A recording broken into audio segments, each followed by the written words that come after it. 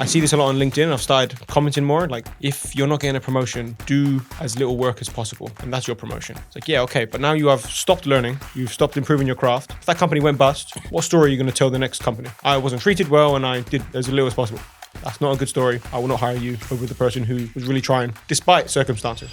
Today, I want to share a podcast I recently guested on with Jonny Rose to talk about everything I wish I knew 2 years ago. I built my company to $10,000 a month in 3 months solo and now lead a 10 plus person agency ecosystem called Hivemind. We're currently at $30,000 a month and on track for $1 million a year. How would you recommend somebody to find a service? Because there's so many tools online now, YouTube courses, people can learn any skill to provide to people. To build a new service, you need to find a problem. A lot of people, especially in the jobs industry right now, in the games industry, have a solution, which is their skill set. There is no problem out there, but then they're trying to find that problem. The reason you're not trying to book a call with someone to offer them help, because I think fundamentally you do not believe in your own value. You need to solve that problem, which is different than solving the problem of getting clients. We talked about how many people get stuck learning instead of applying and how to escape drifting into a life you hate, something very passionate to me. Drifting is really dangerous now, not just from a life fulfillment point, but from your future security. You need to really, really zoom out and do not drift in a life you hate. You might not make enough resources to feel comfortable to have a family.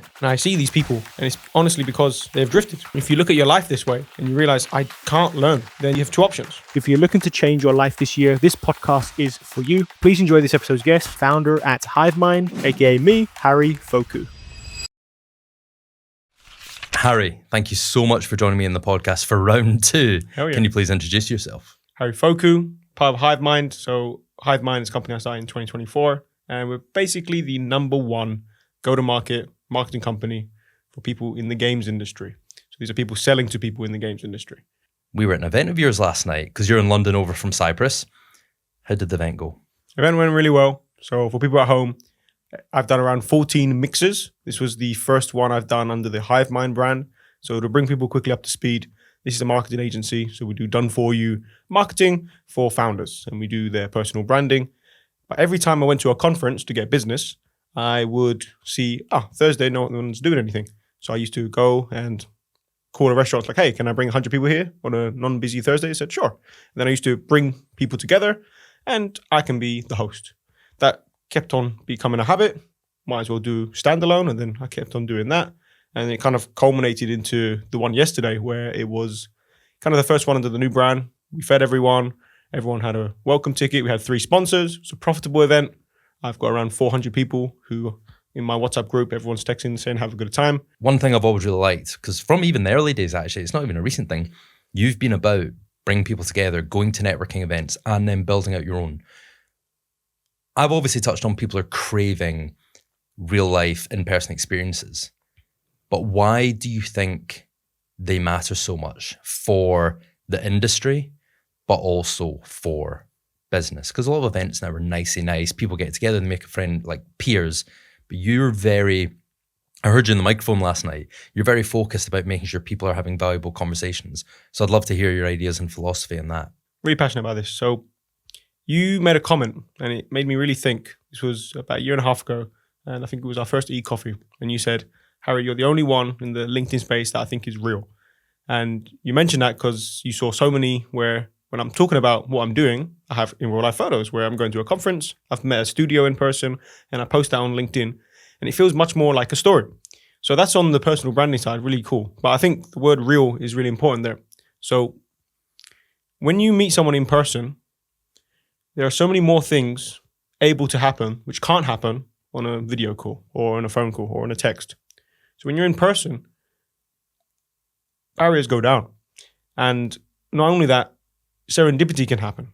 It's very hard to be serendipitous in an online environment. When you have 200 people in a room and everyone has come here with kind of the same MO, we're here to network, the amount of people telling me, wow, I met some people who, really happy I came. Like for them, that was a few hours of their time, but it literally might change their life. It happens so often. So the event and in person is so important because it makes all the online stuff so much easier. So when you're going to an event, you can network with people before the event, after the event. So a lot of people I talk to feel like a conference is the scary thing. And I think, if you allow me, just want to explain the business model of a conference, because once you understand it, you can realize how you can actually attend a conference, or if you're wanting to put on an event in the future, to keep it in mind. So most conferences are media companies, and they will make money from media, but then they have distribution. So, okay, we have attention. Let's put on an event and charge tickets and sponsorships. Over time, prices go up, and then over time, the sponsors start asking for more and more stuff. And that's what happens when a event starts to become a bit less valuable, because the sponsor wants to have a speaking slot, wants to maybe take control of the format. And then it becomes more and more geared to the sponsor. This is not every event, but it typically happens. And over time, the event get more performative. There are now award ceremonies where only the sponsors are involved. There are now only the people are there. I use the nightclub analogy a lot. If you go into the nightclub and it's 90% men, if you're a woman, it might be a bit off-putting, because it's just, being approached by everywhere. Yeah. Same thing at a conference. If there's 90% service providers, as we call them, and 10% buyers, so in my industry, it's the people making the games, the people who help people make the games. The balance is off. The people who make the games feel like, oh, why am I here?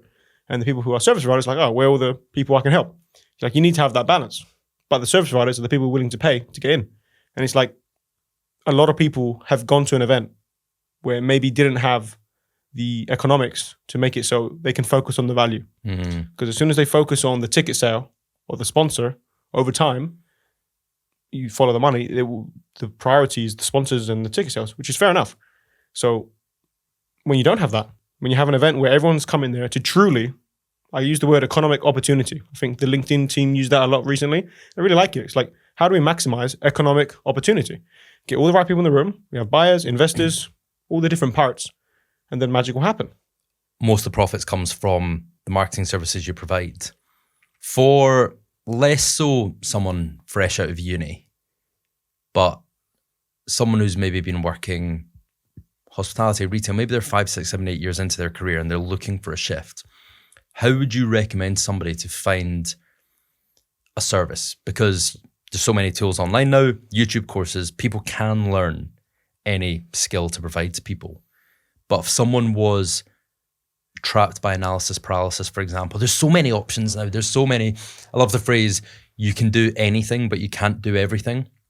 How would you help someone narrow in their focus? Been doing this a few times lately, and I'll just explain how I approached it with one example. I feel like it's very important to find out what is your mission as a person. Because if your mission is to make money, this is too broad of a mission. There's loads of ways to make money. But if you really have something that you're passionate about, and I usually anchor on helping others, what type of thing do you want to help others? So for the life coach example, she wants to help families and kids. Like, okay, that gives us guardrails. We now need to look at all the other people who are helping that audience. How? Are there any people who are doing one-person businesses that we like? Maybe we should inspire from them. I spoke to an engineer, and he said it on the call. He was very solution-oriented. I'm like, no, we need to focus on the problem. What problems exist? So to build a new service, you need to find a problem. A lot of people, especially in the jobs industry right now, in the games industry, have a solution, which is their skill set.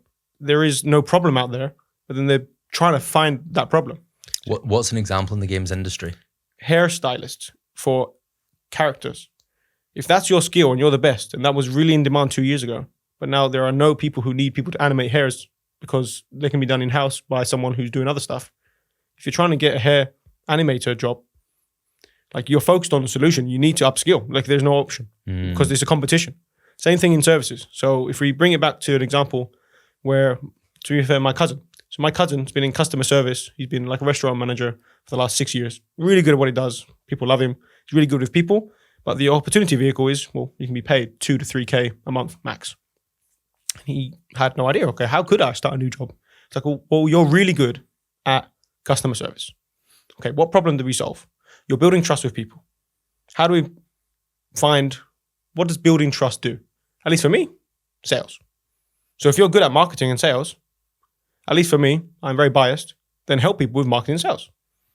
And the beautiful thing about that is by learning how to get your own clients, you're getting better at the service for your other clients. So I think there's nothing wrong with that. And there's going to be an endless demand of people helping people market.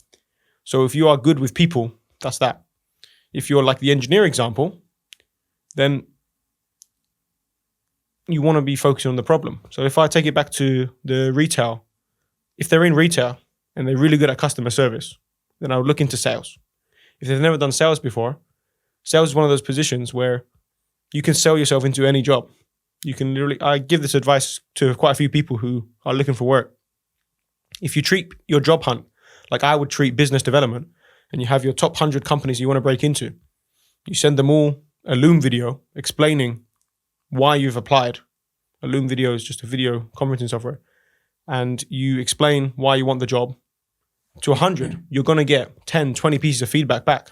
And if you treat it like it's just a true job, don't have to apply to any jobs. If you see one amazing, you might get a sales job on commission, learn so much, and now you've joined business. And it's a meritocracy, at least in sales. So, and sales isn't a scary thing. Like I learned sales by hosting people on podcasts. We're living in a world where you just need to build an environment where people can feel safe and get value. And then after, you remind them, hey, by the way, do you need recruitment, for example? So I'm using my own story here because I feel like it's one where I've seen 10, 20 people, at least in the recruitment company I used to work for, they joined straight from uni, geography course. Then they somehow learn recruitment. It's like there's loads of these positions where you can just learn, not to sell, but learn to help other people know about a service, which is a universal skill. So I feel like if you wanted to start a business, you need to learn the skill of marketing and sales. So I would look to do that. Okay, so back to just the hospitality kind of example, right? Because I know even my brother, to be honest, he's worked in hospitality his whole life. He's 38 now, and I think he's looking to get out of it. But it's how do you take those steps? So I think there's a lot of value in your personal story from what you told there. But we're almost at a precipice of society, to be dramatic, where a lot of people are frustrated in their jobs. They don't see any hope. They don't see any future. Like there's a lot of cynicism out there, which we'll get into. The thing, let's say someone decides they have a mission, but there's also that urgency to get out of the situation they're in. People in a perfect world, they could immediately kick things off by finding both, right? What they want to do and something that applies to the mission. What do you think should come first? People should get out of that situation, put themselves in a better financial or time situation, and then they can work towards the mission, or stay focused on the mission first and don't make any moves till you find the right thing that can help you go that way. There's this analogy I will use. So let's say your mission is a racetrack and the finish line is you completing that mission. So let's say you want to help 1 million families live better lives because their kids and the parents have good relationships. Use the life coach example. If you went at your current pace, you may never reach that mission because you do not have walking shoes. You can't afford walking shoes. What should you do next? Should you just brute force and go and run with no shoes and get blisters? Or should you pause, stop making progress, make money, buy the walking shoes, and then run? I think the mission, if you need time to work on yourself, is to upskill and stay in the job, become so good where you can afford to become remote because you become irreplaceable. That might take 6 months, a year, 2 years. For me, it took 2 years to become irreplaceable. We're able to negotiate a 6-month contract remote from Cyprus, which was never done before in the company. Because I was like, this is what I will do. I will continue doing what I do, but I've built the track record in the office. But that allowed me to build relationships and learn how to work on myself. So if you're in retail, it'll be tough. But if you have anything that is in an office where it could be remote, then you might need to either build a case internally to work remote, like I did, or job hunt. And I mean truly job hunt. Apply constantly and build more conversations because you need to buy back more resources to get a better car so you can go to the mission faster. So if you feel in your current job, night shifts, for example, it's super hard to work on yourself and build a business if you're doing night shifts. It's just you don't have energy. So you need to escape night shifts. Well, you might say, Harry, I'm a bouncer. I'm like, okay, well, like if you truly want to escape that, unless you're going to make a bouncer company, you're stuck. Like for me, that's now a dead end. You've hit the limit of that opportunity. Mm-hmm. So I feel like you need to really, really zoom out and do not drift in a life you hate. It's very important. People drift into the life that they have. And if you continue drifting, you might not meet your goals. You might not make enough resources to feel comfortable to have a family. Like, this is really important stuff. And I see these people, and it's honestly because they've drifted. They've just accepted that every year there'll be a performance review and their income might go up by 3%. Do you think it is just a case of them accepting it though, or do you think there's a busyness, there's a mental bandwidth, or people don't get, it's not that you get sold a dream of being a bouncer, right? It's just, it's what you do. And obviously societally, people used to be in jobs for the same job for 30, 40 years, and that was enough for a comfortable life. But that doesn't give the same level of freedom or possibilities. Not so much that the career had possibilities, but possibilities for you to do things on the side that you were more passionate about. Do you think that's gone now? And so people drifting is really dangerous now, not just from a life fulfillment point, but from your future security. So when we say drifting, I mean drifting into a career where you are not upskilling yourself. Why would I hire the person who hasn't upskilled himself for the last 10 years versus the person who has upskilled themselves? Upskill, what am I talking about? Can you manage people to do what you do? No. Okay. Then you will never add the same amount of value to that company versus the individual contributor, unless you're in a company, you're in an environment where you could do 10x or 100x because it's media based, or because you're an artist and you can sell like 100x the value. But that's the way of the craftsman. There's nothing wrong with that. Like, if that's not the case, if you're listening to me, like, I'm kind of stuck, I'm not learning anything new. You really need to be learning before you're earning. And it might mean, for example, like my example in the last couple of years, I could be making a lot more money if I stopped doing done-for-you services and just did consulting, because I wouldn't have payroll. But I wouldn't be learning the skill of building a business. And I would be forever stuck as a one-person business. Again, nothing wrong with that, but that's not what I want. I want to build the skill of managing, and that will mean payroll, that will mean costs, hiring, firing. But that is a thing I have to do before I earn more. I can add more value to people. If you look at your life this way and you realize I can't learn, then you have two options. You have to find another opportunity where you can work less hours for a bit more resources, and then use the remaining time to build a skill to get to another business, whether it's marketing, sales, what have you. Or you need to become so good at what you do that you do your own version of it. I feel like those are the two paths here. So when I say drifting, I mean, are you consciously thinking, am I learning and upskilling here? Because if you're not, I see this a lot on LinkedIn. I've started commenting more, like, if you're not getting a promotion, do as little work as possible. And that's your promotion. It's like, yeah, okay. But now you have stopped learning. You've stopped improving your craft. And if you if that company went bust, what story are you going to tell the next company? I wasn't treated well and I did as little as possible. That's not a good story. I will not hire you over the person who was really trying, despite circumstances. I feel like really people need to really understand the story that their career is going to sound like to another person who's going to buy it from them. Because it's either going to be another job or a client. People want to hear your story. That's all you have, really, when it's skill-based. Upskilling, learning, I've told you before, and it's something I massively respect about you, is you have a hunger for learning, thirst for knowledge, speeding up the process, like learning from others' mistakes so you don't make them.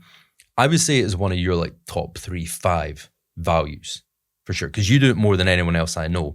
And you mentioned when you were coming to the end of your last career, by choice, you spent £900 on Lara's course.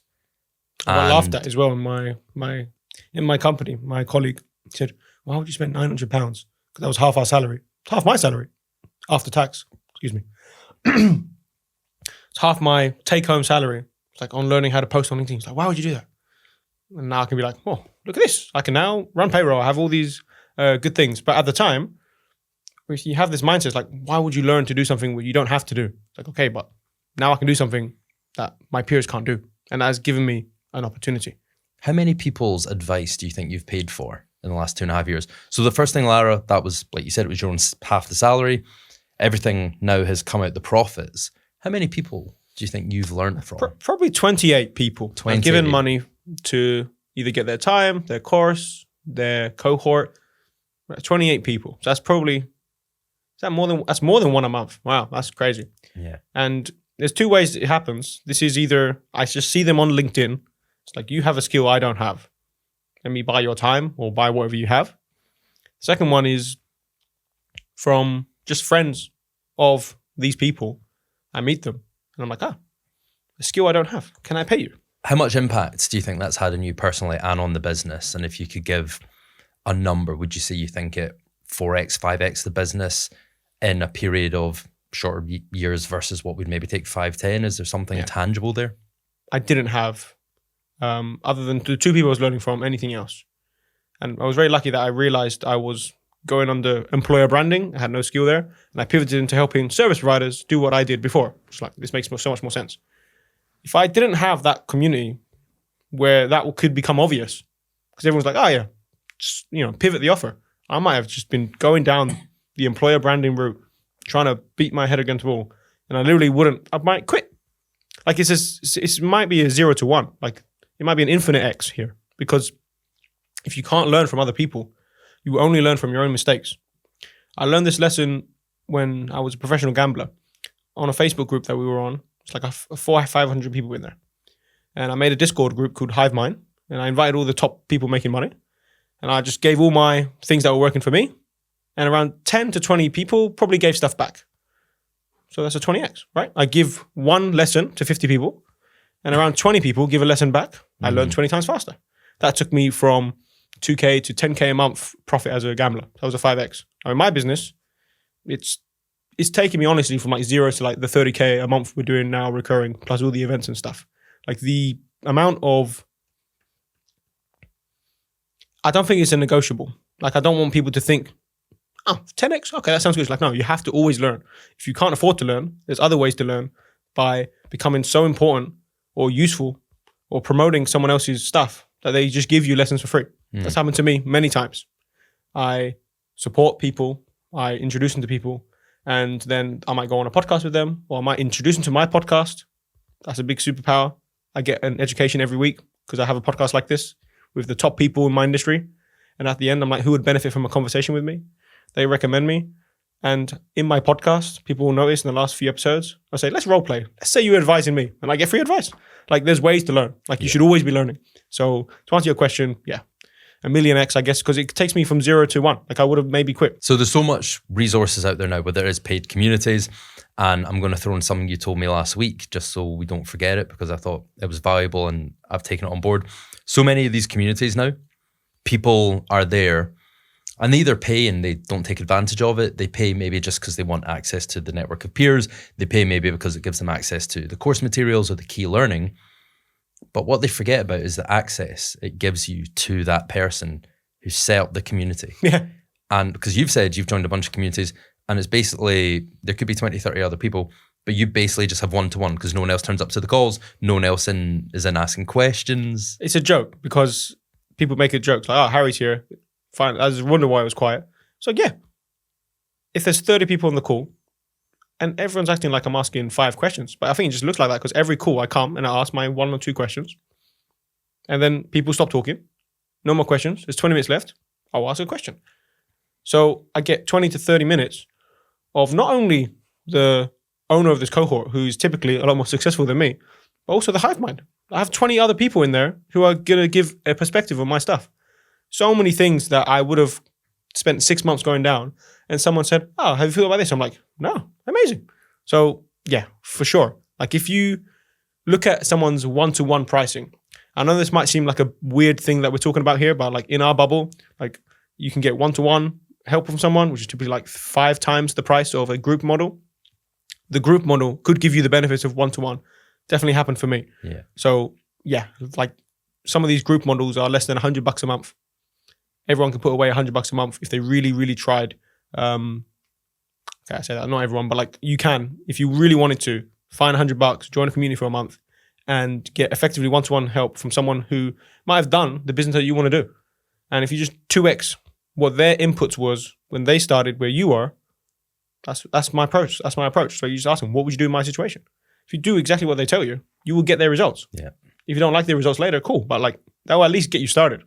The great thing about communities is obviously the people, the network of peers, and a whole bunch of relevant knowledge is packaged in one area.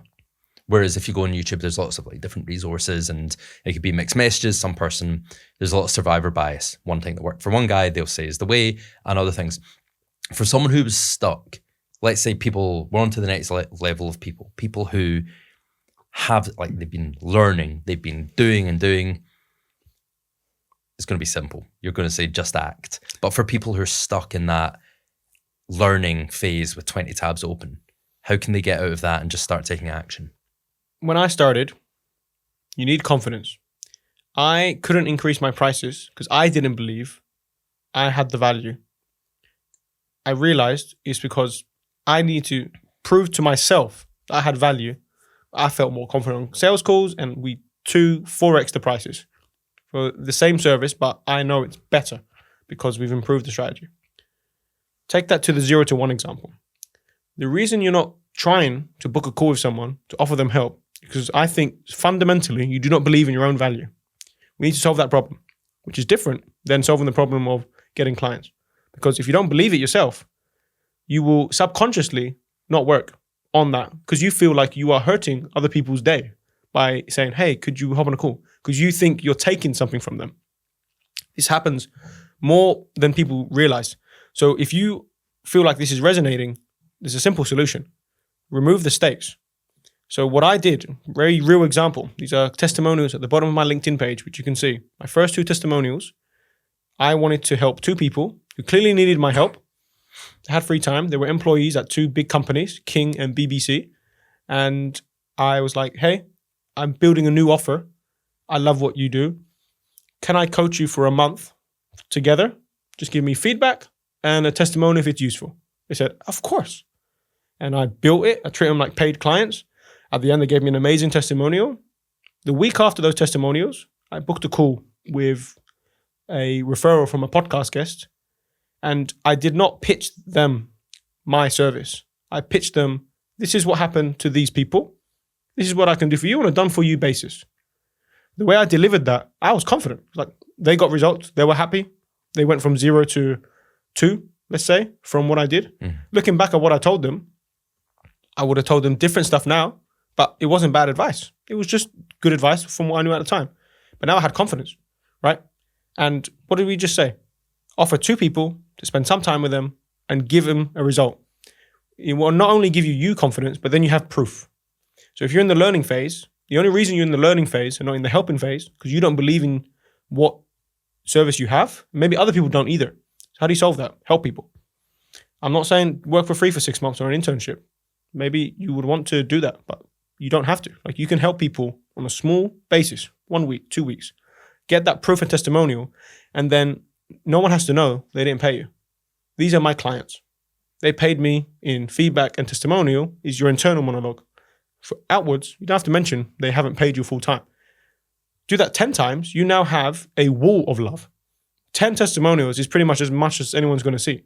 So you look like you are swarming with work and proof.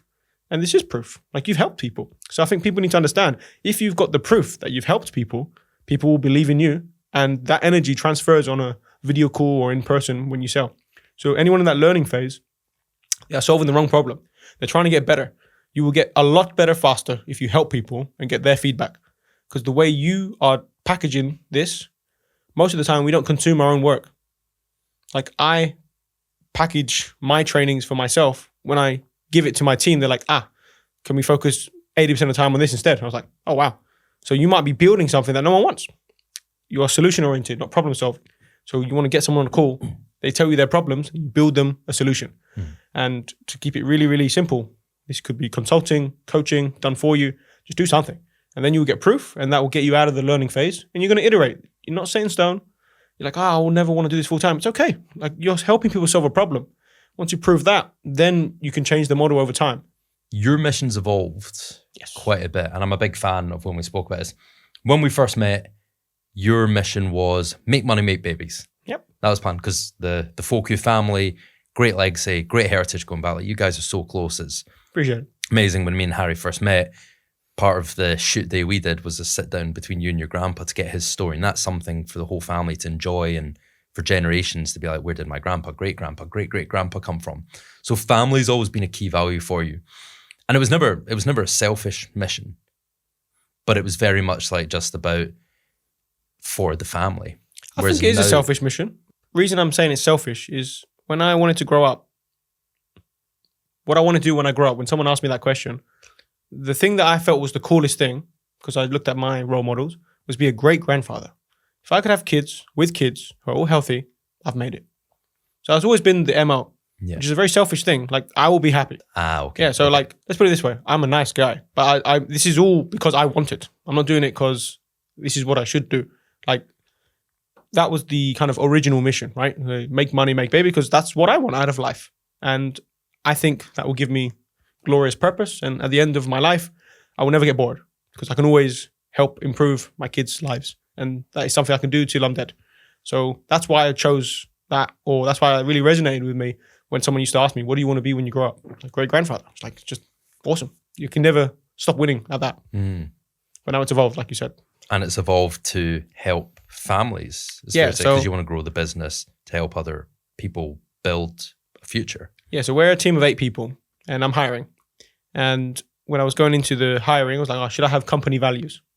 So I started writing the week before what we just said, like my personal values.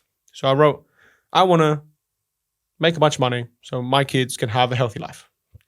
And then I was like, okay, I want to build a company where my team members don't have to work 24/7, can make enough money and be emotionally and financially secure so they can build families sooner rather than later if they want to. Because a lot of people are delaying having families because of economy. I'm like, if I can prevent that, that's sick. I can give more people that experience.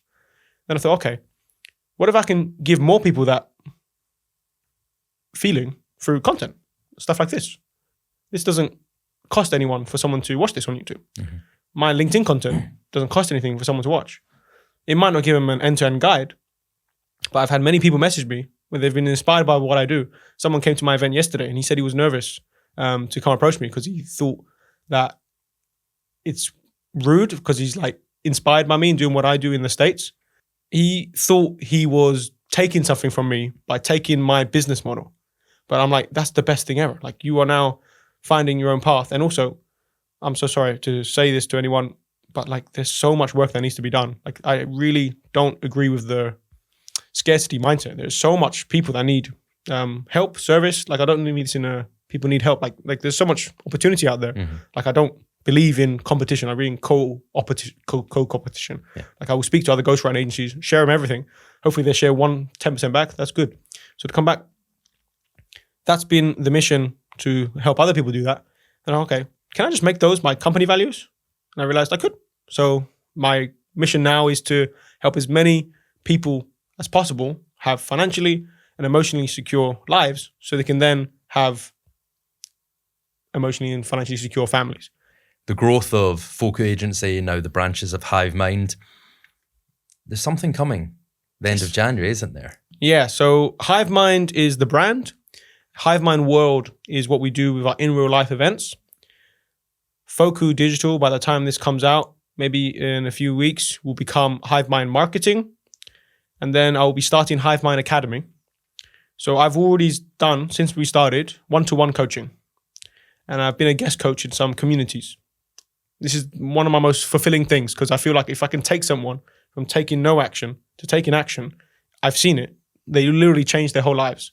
They then run payroll. It's like, this is the best feeling of all time. So if I can give that to more people, amazing.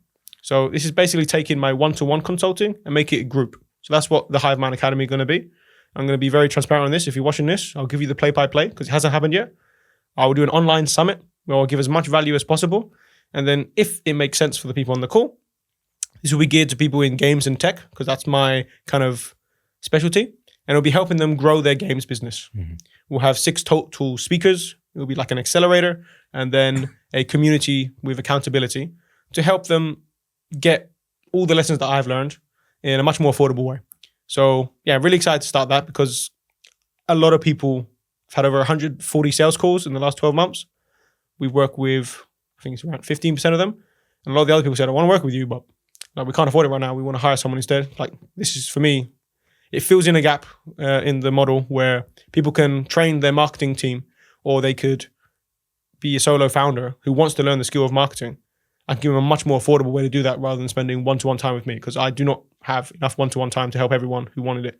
So yeah, of course, I'm going to make some money doing it. But like for me, I'm very excited because I know the impact it's going to make, because I know the impact it's made for me. So I'm really excited to start Hivemind Academy. And it's a quiet and introverted industry, like you said. So if people sign up and only 1 or 2 people speak, they can get that cheeky one-to-one access you. I'm going to say that on the first call. 10% of you will take the most advantage of this, ask questions. There will be the 90% who will show up, they will get value, but they will make 5x more value if they just asked 1 or 2 questions. And I'm hoping that will encourage people to ask more questions. But yes, 80-20 rule, 80% of the room will ask a lot less questions than the 20%. So yeah, if you resonate with what we're saying, you could potentially join the academy if it makes sense, and you would get, of course, some one-to-one time. Harry, thank you so much for coming on the pod. Thank you. This is great. Yeah. Cheers.